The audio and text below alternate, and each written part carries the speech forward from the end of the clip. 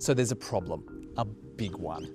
The economy is sitting on a time bomb. It was created with the best of intentions and it avoided a much bigger catastrophe. But we have to defuse it and we're up against the clock.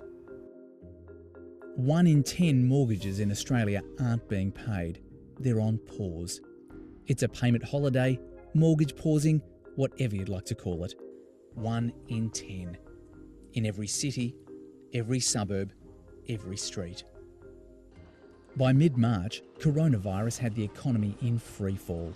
With the New Start payment below the poverty line and the government knocking back calls for a wage subsidy, the banks stepped in.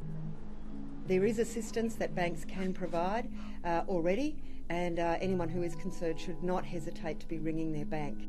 That was the start of mortgage pausing, a 6-month breather for anyone who wanted it. Hundreds of thousands of people took up the offer. I'm Simon Enger. I live on the Gold Coast in Queensland, and my mortgage has been on pause since the start of the COVID crisis. Of the $2.7 trillion loaned in Australia, most of it is for housing.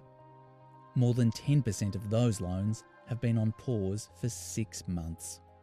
My wife got stood down from work, and given the uncertain environment that was ahead at that point in time, and no governmental support, I thought it was a great strategy to put my mortgage on pause. Lots has happened since the start of the pandemic. We've largely crushed the spread of the virus. New Start is dead, reborn as Job Seeker.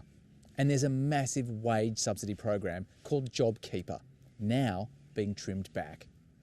And people like Simon Enger have to start paying their mortgages again. I'm Karen Cox. I'm the CEO of the Financial Rights Legal Centre. Karen Cox helps run the National Debt Helpline, where people can call and speak to a free independent financial counsellor when they're having trouble with money and loans. One thing is absolutely clear, whereas deferrals were given with very, very little contact or information in March, it will not be the same this time around. In March, pretty much anyone who asked could get a deferral. For some customers, it was as simple as an email.